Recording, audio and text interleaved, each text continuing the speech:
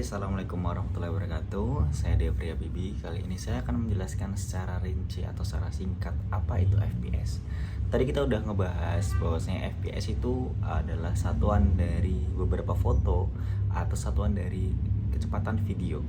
Yang bisa kita katakan bahwasanya FPS adalah frame rate per second atau jumlah foto dalam 1 detik video. Ada beberapa banyak juga di situ, contohnya 24 fps, 30 fps, 60 fps, 120 fps sampai 240 fps. Nah, di situ saking banyaknya fps, kita harus tahu nih kegunaan dari fps itu bagaimana dan kenapa ada perbedaan fps di antara satu negara dengan negara yang lain. Nah, di sini ada perbedaan antara PAL dan NTSC. PAL dan NTSC adalah satu kesatuan atau settingan FPS yang digunakan pada setiap negara.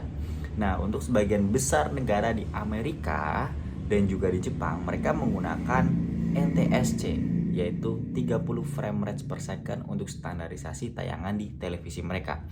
Dan di Indonesia mereka menggunakan 25 fps atau itu PAL. Jadi negara yang menggunakan PAL itu adalah Indonesia dan juga negara di Asia serta negara-negara di Eropa. Nah, sekarang mengapa NTSC dan PAL itu berbeda? Nah, kita tidak akan membahas di sini karena aku akan membahas di video-video selanjutnya. Nah, tadi udah ada perbedaan ya antara di Amerika mereka menggunakan 30 fps sedangkan di Indonesia mereka menggunakan 25 fps. Nah, sekarang untuk standarisasi film mereka menggunakan 24 fps. Kenapa? Karena pada zaman dahulu film itu dibuat dengan kecepatan 16, 18 fps bahkan sampai 12 fps. Itu sebelum adanya teknologi kecepatan suara itu ada. Setelah kecepatan suara itu ada, maka setelah disamakan, ketika kalian nonton film-film bisu pada zaman dahulu itu ada film-film yang tanpa ada suara. Nah, mereka menggunakan 16 fps sampai 18 fps. Nah, ketika kita sudah menemukan teknologi suara itu akan lebih pas apabila kita menggunakan 24 fps. Maka pada film kita menggunakan 24 fps untuk menyamakan suara dan juga vision atau pandangan kita terhadap sebuah film. Sedangkan mata manusia itu dapat merekam secepat 24 fps. Maka ketika film menggunakan kecepatan 24 fps, kita akan mendapatkan gambar yang lebih natural dan lebih mudah dilihat oleh para penontonnya. Seperti itu. Nah, pada akhirnya penggunaan 24 fps ini menjadi standarisasi film di seluruh dunia.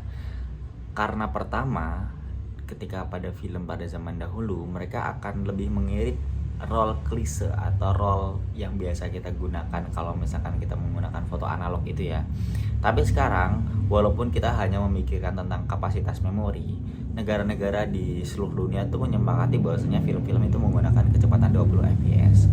Lalu bagaimana dengan 30 fps dan lain sebagainya? Oke, kita bahas. Apabila kamu memerlukan video yaitu yang ada slow motionnya, kamu bisa menggunakan 60 fps, 120 fps atau 240 fps atau bahkan 1000 fps. Nah, kenapa kok harus ada ini?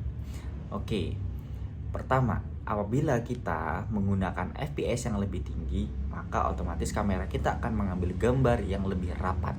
Ketika kita menggunakan gambar yang lebih rapat, maka ketika direnggangkan video itu akan atau diturunkan menjadi 0,5, video itu akan memiliki lebih banyak frame dan akan menghasilkan video yang lebih smooth atau lebih halus. Nah, nanti akan aku kasih perbedaannya di situ. Oke, selanjutnya apabila kamu ingin mengekspor film tersebut ke 24 fps ketika sudah selesai editing itu bisa. Maka kecepatan tadi yang tadinya 240 fps, kamu silahkan slow mo terlebih dahulu, kemudian kamu ekspor menjadi 24 fps. Maka hasilnya slow motion menggunakan 24 fps. Itu adalah pengertian tentang fps dan penggunaan fps. Oke, lalu gimana nih Bang Devri kalau misalkan kita ini cuman punya HP yang kecepatannya cuma 30 fps aja. Nah, sebagian HP yang mungkin harganya di bawah 5 juta atau mungkin kita beli hanya harga 2 juta atau 3 juta, itu jarang sekali kita temukan bahwasanya HP tersebut memiliki kecepatan kamera pada FPS-nya 60 fps. Kebanyakan 30 fps. Lalu bagaimana cara kita menanggulanginya? Solusi utamanya adalah beli HP baru. Atau kalau misalkan kamu menggunakan laptop, kamu bisa menggunakan optical flow. Nah, kita nggak akan bahas tentang editing optical flow di sini ya, karena akan lebih panjang lagi videonya. Kita akan bahas di pertemuan bulan depan, yaitu di kelas middle class. Oke, kalian bisa daftar untuk membahas tentang materi-materi ini, tentang sinematografi.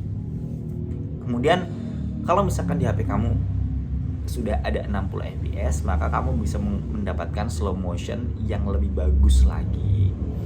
Nah, slow motion itu pun tidak bisa lebih slow motion apabila dikurangi menjadi 0,25. Kalau misalkan kalian nggak paham, nanti aku kasih contohnya di setelah video ini.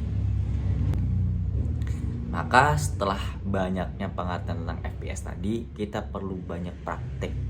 Karena pada praktek itu kita akan mengetahui bagaimana perbedaan antara 24, 30, 60, 120 fps. Nah, karena apabila kita tidak mempraktekannya dan tidak membedakannya secara langsung, kita tidak akan mengerti perbedaannya. Karena mata kita ketika kita sudah sering berlatih, kita akan mengetahui bagaimana perbedaan secara signifikan antara 1 fps dengan fps yang lainnya. Maka apabila kalian ingin mengambil video dan HP kamu hanya tersedia 30 fps, silahkan gunakan 30 fps apabila tidak membutuhkan slow motion. Apabila kamu membutuhkan slow motion pada produksi video kalian bisa menggunakan 60 fps dan atau 120 atau 240 fps.